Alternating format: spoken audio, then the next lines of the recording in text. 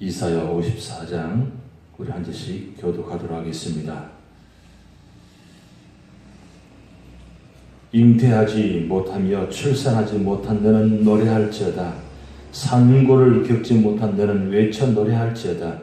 이는 홀로 된 여인의 자식이 남편 있는 자의 자식보다 많음이라. 여호와께서 말씀하시느니라. 내 장막틀을 넓히며 내 처소의 휘장을 아끼지 말고 널리 펴되 너의 줄을 길게 하며 너의 말뚝을 견고히 할지어다. 이는 내가 좌우로 퍼지며 내 자손은 열방을 얻으며 황폐한 성읍들을 사람 살 곳이 되게 할 것입니다. 두려워하지 말라. 내가 수치를 당하지 아니하리라. 놀라지 말라. 내가 부끄러움을 보지 아니하리라. 내가 내 젊었을 때의 수치를 잊겠고 과부 때의 치욕을 다시 기억함이 없으리니 이는 너를 지으신 이가 내 남편이시라. 그 이름은 만군의 여호와이시며 내 구속자는 이스라엘의 거룩한 이시라. 그는 온 땅의 하나님이라 일컬음을 받았을 것이라. 여호와께서 너를 부르시되 마치 버림을 받아 마음에 근심하는 아내 곧 어릴 때 아내가 되었다가 버림을 받은 자에게 함과 같이 하실 것입니다. 내 하나님께서 말씀하셨느니라. 내가 잠시 너를 버렸으나 큰 긍휼로 너를 모을 것이요 내가 넘치는 진노로 내 얼굴을 내게로 잠시 가렸으나 영원한 자비로 너를 긍휼히 여기리라. 내 구속자 여호와께서 말씀하셨느니라. 이는 내게 노아의 홍수가 같도다. 내가 다시는 노아의 홍수로 땅 위에 범람하지 못하게 하리라.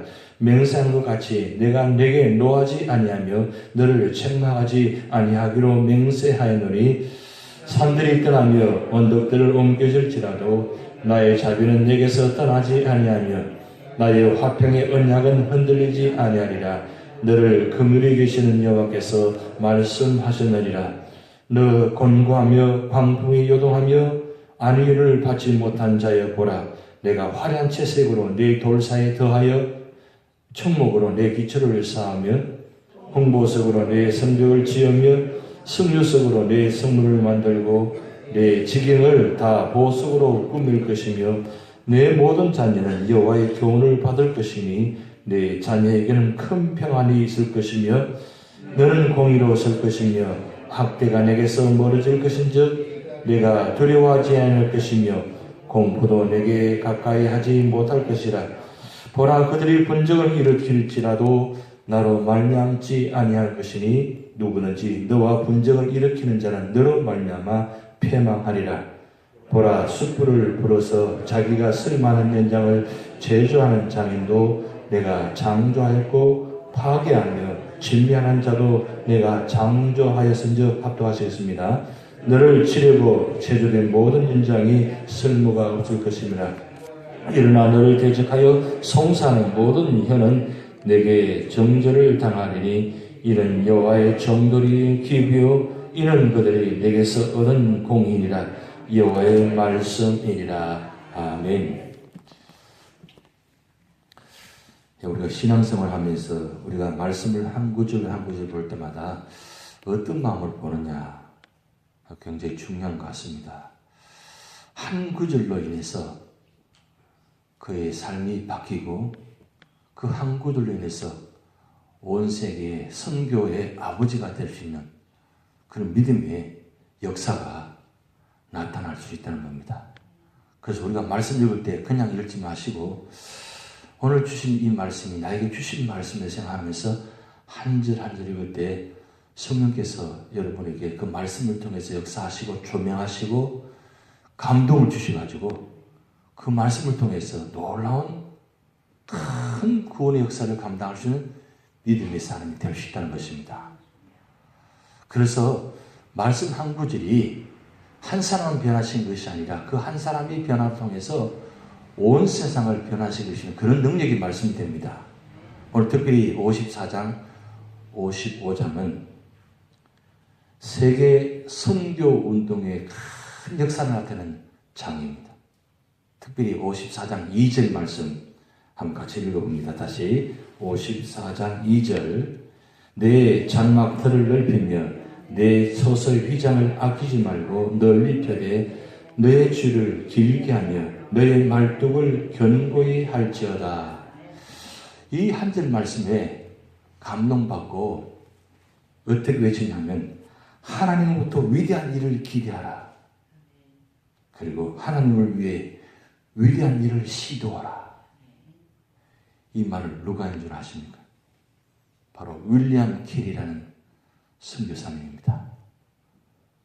영국의 구두수수목으로 태어나가지고 그렇게 척박하고 그렇게 힘든 그의 삶에 젊었을 때 22살 때에 여기 54장 2절 말씀에 감동을 받고 은혜 받고 그리고 그가 위대한 일을 하늘부터 꿈을 갖고 기대하고 그 꿈을 이루기 위해서 시도하면서 인도를 복음화하기 위해서 운동을 일으킨 바로 윌리엄 켈리 선교사. 그가 현대 선교의 아버지라 불립니다. 그분이 인도 땅에 묻혔는데 이렇게 묘비에 적혀 있다고 합니다. 우리가 사실 인도에 가서 여기를 한번 가봐야 되는데 이런 장면이 있습니다. 윌리엄 켈리 1761년 8월 17일생 여기 잠들다 가엾고 불쌍하고 무력한 벌레 같은 인간 당신은 친의 친절한 팔에 안기나이다. 이렇게 묘비에 딱 적혀 있다는 거예요.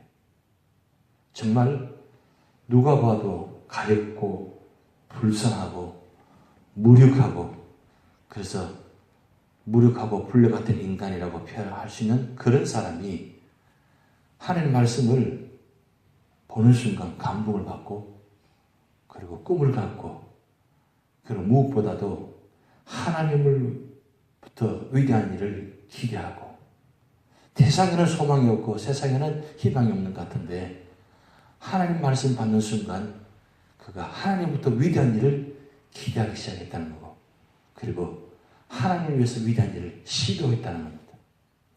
이 한 사람이 그가 변화되고 은혜 받고 그리고 꿈을 가지니까 아무도 가지 않는 그 인도 땅에 들어가서 거기 가서 그 벵골로로 성경을 번역하고 그리고 그가 그 인도 땅에 씨앗을 뿌려가지고 지금 30배, 60배, 100배 결실을 맺고 있던 가운데 있습니다.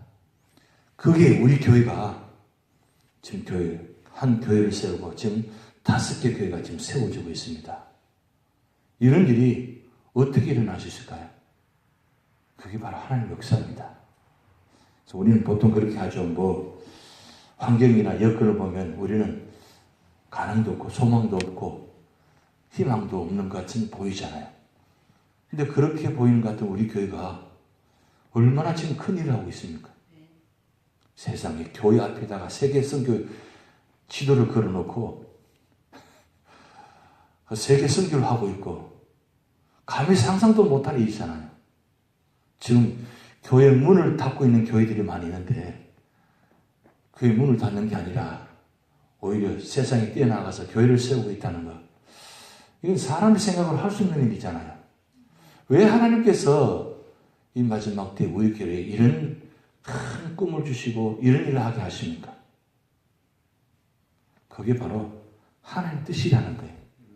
교회는 하나님 교회를 세우는 것이 사명입니다.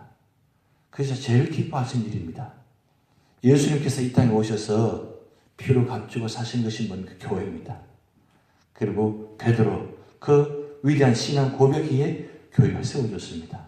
그래서 믿음의 사람은 언제나 교회를 통해서 일을 시작하고 교회를 통해서 역사가 나타나고 교회를 세움으로 통해서 하나님 뜻이 이루어지는 겁니다. 그게 바로 하나님의 역사예요. 한 말씀을 통해서 은혜 받으니까 그 말씀을 통해서 종교개혁을 일으키고 세상을 바꾸는 역사. 그게 바로 로마서 1장 16절 17절 말씀이잖아요. 마틴 루터, 존 칼빈 이런 사람이 그 한 말씀 때문에 감동받고 은혜 받아가지고 세상을 변화시키는 종교개혁을 일으키는 그래서 그 한 구절 말씀이 그만큼 소중하다는 거예요. 우리 말씀 보는 바 이거 바로 그겁니다. 그래서 어떤 분은 그렇게 얘기해요. 나도 존 칼빈처럼 윌리엄 켈리처럼 되지 않으려고 나는 말씀 읽지 않는다고. 혹시 그래요? 혹시 어느 순간에 말씀 보는 순간 나도 그렇게 변화될까 싶어서 겁이 나서 두려워서 나는 말씀 읽지 않겠노라고. 그러나 기왕이면 어떻습니까? 여러분, 윌리엄 캐리는 1페니부터 성경복음을 매주 드렸다는 거예요. 매주 1페니씩 드리면서 성경복음을 시작하니까 그 선교운동을 통해서 영국에서 선교운동이 일어나고, 그리고 그 선교 헌금을 통해서 인도에다가 선교 지원하게 되고, 그리고 인도에다가 교회를 세우고 선교를 번역하고 이런 일들을 시작했다는 겁니다. 우리가 매주마다 드리는 선교 헌금이 얼마나 귀한 일입니까? 교회가 세워지고 선교 역사가 나타나고. 그래서 이 마지막 때에 우리 삶에 가장 기뻐한 일이 무엇이겠습니까? 바로 하나님 말씀을 통해서 은혜 받고 하나님 말씀을 통해서 능력 받아가지고 온 세상에 나가서 복음을 전하고 교회 세운다는 것은 그건 마지막 때 가장 귀한 일이 있잖아요.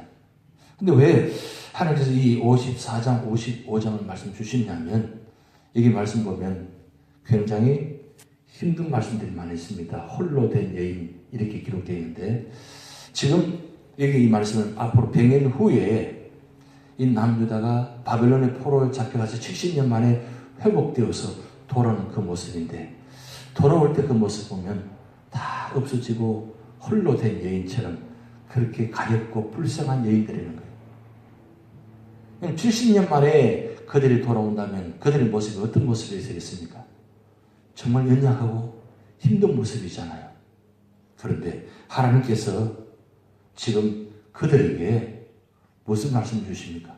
내 몸 하나 간수하기도 힘든데, 내가 살아있는 것 자체마다 호흡하기만 해도 힘든 모습인데, 그들에게 무슨 꿈을 주시느냐면 내 장막터를 넓히라고 합니다. 지금 내가 있는 그만 간수하기도 힘들어요. 오늘 말하면 내 교회 이거 운영하기도 힘들고 내 교회 지키기도 힘들어요. 그런데 자꾸 꿈을 주시는 거예요. 내 장막터를 넓히라. 말이 되는 이야기예요.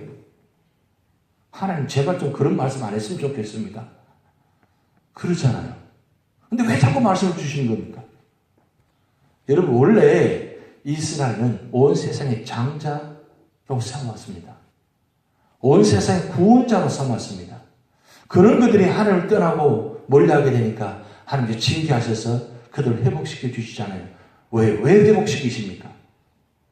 그들을 통해서 온 세상의 구원자가 되게 하시고서 주신 겁니다. 단순히 그렇게 살다가 그렇게 살다가 그렇게 없으시는 존재가 아니라 특별한 존재를 세워서 특별한 사명을 주어서 특별하게 사용하시려고 그렇게 모진 연단을 하시는 거예요. 그런 말씀 보면 사실 우리 교회를 바라볼 때마다 하나님께서 이 마지막 때 우리 교회를 통해서 어떤 계획을 세우고 계실까? 꿈을 갖고 계실까? 하나님은 우리 교회를 통해서, 우리 교회 성도를 통해서 큰 일을 이루기를 원하십니다. 근데 자꾸 우리는 우리 형편을 자꾸 봅니다. 환경을 봅니다. 그런데 하나님은 그거 보지 말고 나를 보라고. 나의 마음을 보라고. 내 생각을 좀 생각해 보라고. 그렇잖아요. 여러분, 하나님 마음이 어떤 마음입니까? 온 세상을 구원하시는 마음이잖아요. 그러면 우리가 생각하기에는 우리 힘으로는 힘들다고 생각하죠. 그런데 하나님 뭐라고 말씀하십니까? 나만 믿으라니까? 내가 너와 함께 하겠다니까? 나만 의지하라니까? 그러면 내가 그 일을 너를 통해서 감당하게 한다니까? 너는 염려하지 말고 그냥 시작만 하라고, 나에게 발을 내밀기만 하라고 그렇게 말씀하고 있잖아요. 발을 내밀기만 하면, 손을 내밀기만 하면 하나님께 역사하신다는 거예요. 나는 감당할 수 없지만 하나님이 하십니다. 내 것으로 하시는 것이 아니라 하나님 것으로 하십니다. 그러기에 오늘 54장의 1절부터 8절까지 말씀 하나님 위로해 주십니다. 염려하지 말고 나만 믿으라고. 내가 너와 함께하리다. 그를 너를 지으시니가 내 남편이시라. 여러분 5절 말씀 보세요. 이는 너를 지으시니가 내 남편이시리라. 하나님이 우리 남편이라 그래요. 하나님이 남편 되시면 어때요? 다 다 책임져 주시잖아요. 하나님께서 이렇게까지 비유하십니다. 결국 유다에게만 그렇게 말씀하시는 겁니까? 아닙니다. 오늘 우리에게 말씀하시는 겁니다. 내가 너 남편이라니까? 외롭지, 힘들지? 염려하지 말라니까? 내가 너 남편이라니까? 내가 너 신랑이라니까? 그러면 신랑 대신 예수님, 내 남편 대신 하나님이 되면 어때요? 그 하나님이 나의 삶을 책임져 주시고 내가 너와 함께 영원토록 함께 하겠다. 그렇다면 뭘 염려하시겠어요? 염려하지 말라는 거예요. 그러면서 11절부터 마지막 말씀드립니다. 미래의 예루살렘을 이야기합니다. 그런데 미래의 예루살렘을 이야기하는데 지금 예루살렘이 회파되고 무너지는 장면입니다. 사실 바벨론 포로 70년 동안 그 바벨론 땅에 살아가면서 이스라엘 백성들이 거기서 하루 세 차례에서 바벨론 땅에서 예루살렘에서 기도하잖아요. 근데 사실 예루살렘이 다 무너져서 정말 볼품이 없고 아무것도 없습니다. 그들이 돌아와서 예루살렘을 보면서 얼마나 기가 막혔겠어요. 그런데 여러분 보세요. 11절 12절 말씀 보면 앞으로 미래 예루살렘이 어떻게 세워지는지 한번 같이 읽어보시겠습니다. 너 공고하며 광풍에 요동하여 아내를 받지 못한 자여 보라 내가 화려한 채색으로 내 돌사에 더하여 청옥으로 내 기초를 쌓으며 홍보석으로 내 성벽을 지으며 성류석으로 내 성문을 만들고 내 지경을 다 보석으로 꾸밀 것이며. 이야, 이게 놀라운 말씀입니다. 다 회파되고 아무것도 없는 것 같은데 앞으로 미래의 예루살렘이 세워지면 그 성벽, 성전이 어떻게 꾸며지는지 정말 화려하게 꾸며주시는 그 하나님의 은혜, 그걸 지금 미리 말씀해 주시는 거예요. 이와 같이 하나님께서 축복하신다는 거예요. 여러분 오늘 우리에게 주신 사명입니다.